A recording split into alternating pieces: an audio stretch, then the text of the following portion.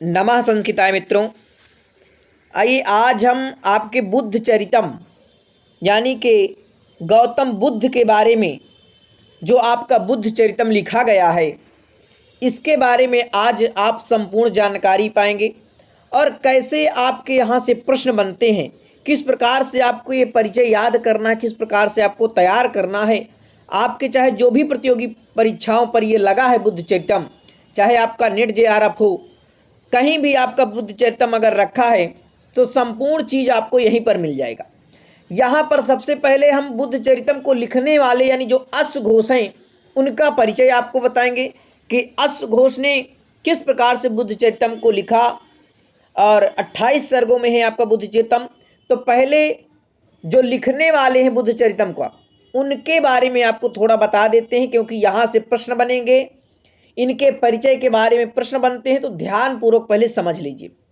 पहले अश्वघोष के बारे में जानते हैं, फिर इनका जो सौंदरानंद है और बुद्ध चरितम वो आपको कहाँ कहाँ से कौन कौन चीज़ें नोट कर लेना है वो ध्यानपूर्वक समझिए, पूरा परिचय आपको यही मिल जाएगा। इनका बुद्ध चरितम को लिखने वाले का नाम क्या भैया? अश्वघोष है। ठीक है, इनकी उपाधि पूछी जाती है, इनकी उपाधियाँ देते हैं, कहते हैं कि भाई ये किसकी उपाधि, आचार्य किसकी उपाधि है, या भदंत किसकी उपाधि है, महावादी किसकी उपाधि है, या महावक्ता महाकवि। तो ध्यानपूर्वक समझ लो। देखिए इनकी कई उपाधियां हैं। अश्वघोष को आचार्य के नाम से, आचार्य अश्वघोष के नाम से भी जाना जाता है। इन्हें भदंत अश्वघोष कह लीजिए, या महावादी अश्वघोष कह लीजिए, या महावक्ता अश्वघोष कह लीजिए, या महाकवि अश्वघोष कह लीजिए। तो इस प्रकार से इनकी आप देखेंगे कि ये जो 5 उपाधियां हैं, आचार्य, भदंत, महावादी और महावक्ता महाकवि। आचार्य, भदंत, ठीक है, फिर महावादी, महावक्ता और महाकवि, ये इनकी उपाधियां हैं। उपाधियां क्या होती हैं? तो आपके अन्य नाम, जैसे मान लो आपके घर में कोई एक दूसरा नाम रख दिया गया, तो इसी प्रकार से इनको आचार्य के नाम से भी, भदंत के नाम से भी और महावादी, महावक्ता, महाकवि के नाम से भी इनकी जो है उपाधियां ही इन्हें जाना जाता है। तो ये आपको ध्यान रखना है। फिर आपसे प्रश्न पूछेगा, वहाँ पर 3-4 माताओं का नाम देगा, जिनमें से एक अश्वघोष की माता होंगी, अगर आप पढ़े होंगे। इनका पूछेगा इनकी माता का क्या नाम है, तो क्या नाम है? सुवर्णाक्षी। सुवर्णाक्षी जो है इनकी माता का नाम है। पूछेगा कि इनका जन्म कहाँ हुआ, अश्वघोष का जन्म कहाँ हुआ, किस प्रदेश में हुआ, तो भैया उत्तर प्रदेश में हुआ। और उत्तर प्रदेश के साकेत, साकेत कहाँ है आपका? अयोध्या में। तो आप समझ लीजिए जो अश्वघोष हैं बुद्ध चरितम को लिखने वाले, उनकी माता का नाम सुवर्णाक्षी है। उनकी मैंने उपाधियां आपको बताई, आचार्य, भदंत, महावादी, महावक्ता, महाकवि, ये परीक्षा पर पूछी जाती है। और इनकी माता का नाम पूछेगा तो सुवर्णाक्षी बताना है। जन्म स्थान अगर पूछे तो बताना भैया अश्वघोष हमारे उत्तर प्रदेश में हुए हैं। साकेत जो है एक जगह है जहां अयोध्या में है। ठीक है, अब इनका समय पूछता कि अश्वघोष का समय क्या है, तो अश्वघोष का जो समय है वो प्रथम शताब्दी माना जाता है। अश्वघोष का समय प्रथम शताब्दी ईस्वी जो है अश्वघोष का समय जो है माना जाता है। अब अगर आपसे इनके गुरु का नाम पूछ ले कि भाई अश्वघोष को पढ़ाने वाले कौन थे, जिन्होंने बुद्ध चरितम, सौंदरानंद जैसे बड़े बड़े महाकाव्य इन्होंने लिख दिया 28 सर्गों पर, तो बताइए इनको पढ़ाने वाले गुरुजी कौन थे? तो इनके गुरुजी का नाम है, क्या नाम है? पुंडयस। इनके गुरुजी का नाम पुंडयस है, जो कि अयोध्या में ही रहते थे और इनको ज्ञान दिए और भैया ये बुद्ध चरितम और सौंदरानंद लिख दिए। तो इनकी उपाधियां ध्यान रखना, इनकी माता का नाम सुवर्णाक्षी जो बताया है, और इनका समय ध्यान रखना, क्योंकि समय पूछ लेता है क्रम लगाने के लिए कि भाई अगर आपको देखिए कालिदास दे, कालिदास दे दे, यहाँ पर कालिदास दे देता है, भास दे देता है और अश्वघोष दे देता, तो आप पहले किसको रखेंगे? तो आप पहले भास को रखेंगे। ठीक है, पहले आपको भास को रखना है। ठीक है, कहीं कहीं पर इनके गुरु का नाम पार्श्व को इनका गुरु जो है माना गया। तो अब ध्यान समझ लीजिए, देखो इनके गुरु का नाम तो पुंडयस है, लेकिन कहीं कहीं पर या कहीं पर ऐसी जानकारी भी मिली कि पार्श्व इनके गुरु का नाम था, तो ये भी आप ध्यान ले रखना। अच्छा, अश्वघोष बुद्ध चरितम तो जरूर लिखें, यानी गौतम बुद्ध के बारे में जरूर लिखें बुद्ध चरितम में, लेकिन भैया ये जाति से क्या है, जाति से ब्राह्मण है, ध्यान रखना। अश्वघोष जाति से ब्राह्मण है, ठीक है। धर्मावलंबी यानी बौद्ध, और पूर्व में ये जो है शैव थे। पूर्व में ब्राह्मण है तो जरूर शैव माने कि शंकर भगवान को मानने वाले थे, लेकिन बाद में ये जो है क्या हुए कि भाई इनका जो धर्म मानने लगे तो ब्राह्मण जाति के जरूर थे, लेकिन इन्होंने बौद्ध धर्म को अपना लिया। ठीक है, समझ में आ रहा है। इसके बाद इनकी दीक्षा, यानी देखो हीनयान संप्रदाय में इन्होंने दीक्षा ली। किस संप्रदाय में? हीनयान में। अब कौन राजा थे उस समय जिनके सम्राट, यानी कि इनके सम्राट कौन थे या किसके राजाश्रय पर ये लिख रहे थे, तो भी जान लीजिए। एक सम्राट कनिष्क थे। अरे भाई क्यों इधर जा रहे हो? सम्राट कनिष्क नाम है, उनके यहाँ पर ये जो है क्या करते थे, कनिष्क के यहाँ जो है ये आश्रयदाता इनके जो थे, यानी जो राजा थे वो कनिष्क थे, और वहीं जो है ये अपना अश्वघोष और सौंदरानंद ऐसे महाकाव्य जो है लिख रहे थे। अश्वघोष के शिष्य भी थे, ठीक है, जो कनिष्क थे ये अश्वघोष के शिष्य भी थे। आगे देखिए, अब इनका जीवन काल देख लीजिए, थोड़ा मैं और आगे बढ़ा देता हूं। तो जीवन काल में देखेंगे तो ये जो है कुल 80 साल भैया जिए हैं। कितने साल जिए हैं? 80 वर्ष।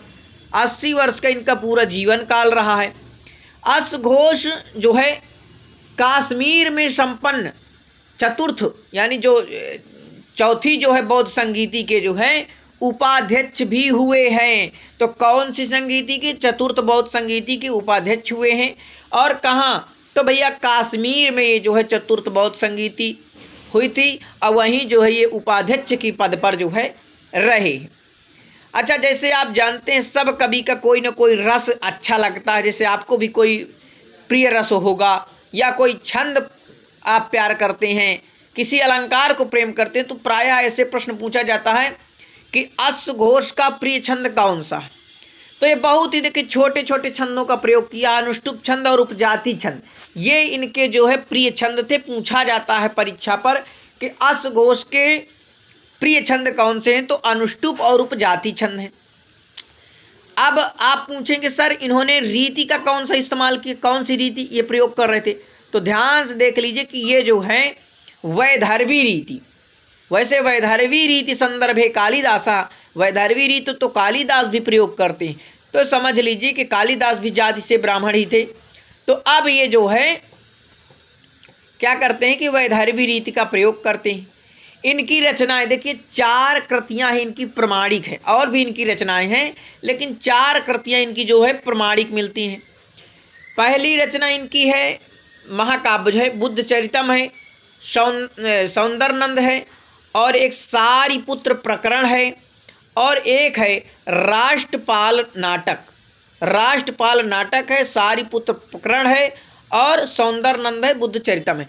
प्राय ये 2 रचनाएं आपकी जो है, ये 3 रचनाएं बुद्ध चरितम, सौंदरानंद, सारिपुत्र प्रकरण, इन्हें तो आपको ध्यान रखना है क्योंकि ये परीक्षा पर पूछी जाती हैं। अच्छा, ये बृहत्त्रयी के अंतर्गत शामिल है आपका बुद्ध चरितम, वो बृहत्त्रयी के नहीं, ये बृहत्त्रयी के अंतर्गत तो आपका कौन सा है? किरात अर्जुनीयम है, और शिशुपाल वधम है, और नैषधि चरितम है। ठीक है, ये गलती हो गया। ये बुद्ध चरितम में 28 सर्ग हैं। ठीक है, तो ये आपका एक महाकाव्य बुद्ध चरितम, इसमें 28 सर्ग हैं। और लेकिन ये संस्कृत में क्या है कि भाई अधूरा ही प्राप्त होता है। 28 सर्ग तो इन्होंने लिखा, लेकिन वह पूर्ण नहीं है, वह भी अधूरा ही प्राप्त होता है। अच्छा, तो बुद्ध चरितम आप जान गए कि इसमें अगर पूछे कि बुद्ध चरितम क्या है, तो एक महाकाव्य है। कितने सर्ग हैं? तो बताएंगे 28 सर्ग हैं। क्या बुद्ध चरितम संपूर्ण प्राप्त होता है? तो नहीं, बुद्ध चरितम अधूरा ही प्राप्त होता है। ध्यान रखना, ये प्रश्न अगर बने कितने सर्ग? 28 सर्ग। क्या है? महाकाव्य, खंड काव्य, गीत काव्य, तो महाकाव्य हो जाएगा। अच्छा, सौंदरनंद, सौंदरनंद क्या है? यह भी एक महाकाव्य है। इसमें आपके 18 सर्ग हैं। अब 18 सर्ग हैं तो आपके दिमाग में आ जाना चाहिए कि एक रचना है किरात अर्जुनीयम, अब वो किरात अर्जुनियम महाकवि भारवी की है, और महाकवि भारवी की एक ही रचना है केवल किरात अर्जुनियम, लेकिन भैया किरात अर्जुनियम में ही उन्होंने बहुत बड़ी प्रसिद्धि हासिल कर ली और वो विख्यात हो गए। तो ऐसा कुछ भी नहीं, चाहे आप एक ही काम करिए, बहुत अच्छे लगन मन से करिए ताकि आप उसमें सर्वश्रेष्ठ प्रदर्शित हो। ठीक है, तो ये देखिए सौंदर्यनंद, इन्होंने भी अपने महाकाव्य में 18 सर्ग लिखा, और जो भारवी का किरात अर्जुनियम है वो भी 18 सर्गों में है। तो ध्यान रखना इतना, ये दोनों को आप एक साथ रिलेट कर लीजिए कि दोनों में 18 सर्ग हैं। ठीक है, सारीपुत्र प्रकरण यह एक रूपक है। ठीक है, अब जो रूपक होते हैं नाटक कह लीजिए, वो अंकों में होते हैं, तो इसमें देखिए वो 9 अंक हैं, अंशतः ये जो है प्राप्त होता है। ठीक है, राष्ट्रपाल नाटक ये जो है गेय नाटक है, और ये जो है किस भाषा में है, अगर आपसे पूछे कि राष्ट्रपाल नाटक किस भाषा में है तो बताना है चीनी भाषा में। ठीक है, ये जो है चीनी भाषा में आपका हो जाएगा राष्ट्रपालक। इनका निवास स्थान भैया कहाँ रहते थे, तो निवास स्थान देखिए पुरुषपुर पेशावर, तो यहाँ पर ये रहते थे। अब देखिए जैसे आप जाने हैं कि इनका छंद हम जाने थे, अनुष्टुप और उपजाति और वैधर्वी रीति का प्रयोग किए थे। इनका प्रिय अलंकार जान लीजिए उपमा अलंकार है। ठीक है, एक बार अपने दिमाग में रखिए कि इनके माता का क्या नाम है, महाकवि सुवर्णाक्षी इनकी माता का नाम है, इनकी उपाधि क्या है, महाकवि। ठीक है, रीति कौन सी, वैधर्वी रीति, और प्रिय छंद कौन से हैं, अनुष्टुप उपजाति छंद का प्रयोग किया। इनकी रचनाएं ध्यान रखना, बुद्ध चरितम, सौंदर्य, सारीपुत्र प्रकरण और राष्ट्रपालक। ठीक है, अब जो है इतना आपको बुद्ध चरितम यानी अश्वघोष का परिचय जो मैं आपको बताया हूं, यहीं से आपके प्रश्न मिल जाएंगे। आपको घबराना नहीं है कि कहीं दूसरी जगह से प्रश्न पाएंगे, बस यहीं से आपके प्रश्न आ जाएंगे। अब आपको जो बुद्ध चरितम आपके सिलेबस पर रखा हुआ है प्रथम सर्ग, उसमें से मैं आपको इसका परिचय बता रहा हूं, क्योंकि समान परिचय आपको नोट्स बनाना है, लिखेंगे तो ये आपको चीज़ें याद होंगी। पूछेगा बुद्ध चरितम रचना जो 28 सर्ग का एक महाकाव्य अधूरा ही संस्कृत में प्राप्त होता है, इसके लेखक कौन है, तो अश्वघोष हो जाएंगे। ये काव्य विधा में क्या है, तो बताएंगे सर एक महाकाव्य है। मैं पूछूंगा विभाजन किसमें हुआ है, तो बताएंगे सर एक महाकाव्य जो होती है उनका सर्गों में विभाजन होता है। पूछूंगा कितने सर्ग हैं, तो बताएंगे सर 28 सर्ग हैं। इसमें कितने सर्ग हैं, 28 सर्ग हैं। लेकिन जो इनका सौंदर्यनंद है उसमें कितने सर्ग हैं, बताएंगे सर सौंदर्यनंद जो भारवी एक है किरात अर्जुनियम अपनी 18 सर्ग में लिखे हैं, उन्हीं जो है तो जो है ये भी अपने पहले सौंदर्यनंद में इन्होंने भी 18 सर्ग ही किया था, उसी को देखकर भारवी ने शायद 18 सर्ग किया हो, ये आप ध्यान रखना, क्योंकि ये भारवी से पहले के ही हैं, प्रथम शताब्दी के। उपजीव है ललित विस्तर लंकावतार सूत्र नामक बौद्ध ग्रंथ, इनका जो है उपजीव है, यानी बुद्ध चरितम का उपजीव क्या है, ललित विस्तर लंकावतार सूत्र नामक बौद्ध ग्रंथ, ये जो है इसका उपजीव है। अब पूछूंगा कि बुद्ध चरितम में प्रश्न बनेगा कि कुल कितने श्लोक हैं, तो बताएंगे सर 2137 श्लोक हैं, यानी 2137 श्लोक हैं। ठीक है, अच्छा अब नोट करने वाली चीज क्या है, देखिए यह श्लोक संख्या बुद्ध चरितम के अनुवादक पंडित रामचंद्र शास्त्री जो द्वारा लिखित टीका से दिया गया है आपको 3137, कहीं कहीं पर 2148 श्लोक भी मिलता है। तो ये भैया आपको ध्यान रखना है, क्योंकि जो रामचंद्र शास्त्री जी हैं वो अपनी टीका में 2137 बताते हैं, लेकिन कहीं कहीं पर 48 भी हैं, 48 37 आपको ध्यान रखना है। 2100 तो इसमें है, 2100 इसमें भी। ठीक है, तो इतना आपको ध्यान रखना है। क्या पूछेगा कि आपसे सर्ग पूछ लेता है कि सर्ग पहला कौन सा सर्ग है, 28 सर्ग, फिर दूसरा सर्ग कौन सा है, तृतीय सर्ग कौन सा है, और श्लोक। तो मैं आपको महत्वपूर्ण श्लोक बता रहा हूँ और महत्वपूर्ण सर्ग। जैसे पहला कौन सा है, तो आपका हो गया भागवत प्रसूति, पहला आपका है पहला हो गया भागवत प्रसूति, फिर अंतःपुर विहार हो गया, संवेगोत्पत्ति हो गया, और स्त्री निवारण हो गया। ठीक है, अभिनिष्क्रमण हो गया। तो इतने सर्ग आपको यानी 5 सर्ग क्रम से आप नोट कर ली, 2 बार पढ़ेंगे तो ये आपको याद हो जाएगा। पहला भगवत प्रसूति, अंतःपुर विहार, फिर संवेगोत्पत्ति, स्त्री निवारणम और अभिनिष्क्रमण। ठीक है, ये आपके और इनके 10 नंबर नोट कर लेंगे तो आसानी से मोबाइल नंबर जैसे 89 56 और फिर 65 103 अलग से स्त्री निवारण में समझ लेना और 87। ठीक है, ये आपको इतना जो है याद कर लेना, बाकी आपको कोई दिक्कत नहीं। अंतिम के देखिए मैं आपको बता रहा हूँ, इधर आप नहीं जाएंगे तो इतने में समझ जाएंगे, कोई दिक्कत नहीं। अब अंतिम में देखिए अष्टाविंशति, अष्टाविंशति जो है यानी इसका नाम है धातु विभाजन और निर्वाण प्रशंसा। ये आपके 28 सर्ग हो गए। अष्टाविंशति, विंशति यानी 20 और अष्टा यानी 28, तो 28 हो गए। इसमें आपके 78 हैं। तो अगर 5 भी आप याद किए तो आपको घबराना नहीं। ये देखो आपके मैंने बताया ना कि आपके 2137 श्लोक कुल हैं, 2137। लेकिन जो रामचंद्र शास्त्री जी हैं वो भैया अपने टीका में बता रहे हैं कि 2148 हैं। कितने? 2148 बता रहे हैं। तो भैया हमें 2148 भी ध्यान रखना है कि अगर 2148 ऑप्शन में आता है तो फिर 2148 लगाना है, नहीं 2137 लगा देना, कोई दिक्कत नहीं है। अच्छा, अब जो बुद्ध चरितम की रीति कौन सी है? अभी तक मैं जो बता रहा था अश्वघोष की रीति, तो अश्वघोष वैदर्भी रीति को ही प्रयोग किए हैं। तो ऐसा नहीं कि भाई उन्होंने सभी ग्रंथों में वैदर्भी का प्रयोग किया हो, ये हम जब जानेंगे तभी तो पता चलेगा। तो अब ध्यान रखिए कि बुद्ध चरितम में उन्होंने वैदर्भी रीति का प्रयोग किया। अगर पूछ ले प्रश्न कि बुद्ध चरितम में किस रीति का प्रयोग किया, तो वैदर्भी रीति का प्रयोग किया। गुण कौन सा? तो भैया प्रसाद और माधुर्य गुण का इन्होंने प्रयोग किया है। ठीक है, छंद देखिए मैंने बताया ही इन्हें 2 छंद प्रिय थे, एक अनुष्टुप छंद इन्हें प्रिय था, छोटा छंद है अनुष्टुप, और उपजाति छंद इन्हें प्रिय था। तो देखिए यहाँ पर इन्होंने जो आपके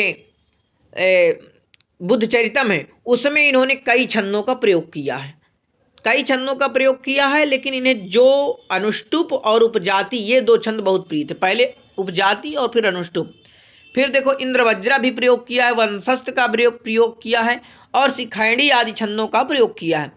तो समझ लो कि इतने छंद तो प्रमुख हैं, इसके अलावा भी इन्होंने छंदों का प्रयोग किया है। अलंकार में इन्होंने उपमा, जैसे कालिदास ने उपमा अलंकार का प्रयोग किया, कालिदास ने वैदर्भी रीति का प्रयोग किया। इन्होंने भी अलंकार उपमा के साथ साथ अनुप्रास अलंकार का, यमक अलंकार का, रूपक अलंकार का, उत्प्रेक्षा और अर्थांतर न्यास, वक्रोक्ति और एकावली जैसे अलंकारों का इन्होंने प्रयोग किया है। ठीक है, आगे देखेंगे। मैं पूछूंगा मुख्य या प्रधान अंगी रस, इस जो बुद्ध चरितम है इसमें मुख्य या प्रधान रस कौन सा है? तो भाई शांत रस है। कौन सा है? शांत रस है। बिल्कुल समझ लीजिए, ये परीक्षा पे पूछता है कि बुद्ध चरितम का रस कौन सा है, तो शांत रस है। गौण या अंग रस कौन सा है? तो वात्सल्य, वात्सल्य करुण है और अद्भुत रस मिल जाएगा। बुद्ध चरितम के नायक कौन है? तो नायक हो जाएंगे भगवान बुद्ध, यानी गौतम बुद्ध का ही परिचय आपको मिलेगा, जिन्हें सिद्धार्थ के नाम से भी जाना जाता है। ठीक है, बुद्ध चरितम का संस्कृत अंश केवल 14वें सर्ग तक ही प्राप्त होता है। तो भाई 14वें सर्ग तक ही भाई संस्कृत आपका प्राप्त होता है। तो 14 सर्ग आप क्रम से नोट कर लेंगे तो आपको कोई दिक्कत नहीं है। अगर आप इतना परिचय नोट किए होंगे तो आपका जो बुद्ध चरितम लगा हुआ है प्रथम सर्ग और अश्वघोष का परिचय संपूर्ण आपको पता चल गया, और इसके अलावा कुछ भी इसका नहीं है। ठीक है, तो आप सभी का बहुत बहुत धन्यवाद। और देखिए वीडियो को अपने मित्रों तक शेयर करिए, बहुत मेहनत से इस वीडियो को हम बनाते हैं। ठीक है, तो अपने मित्रों तक जरूर शेयर करा करिए।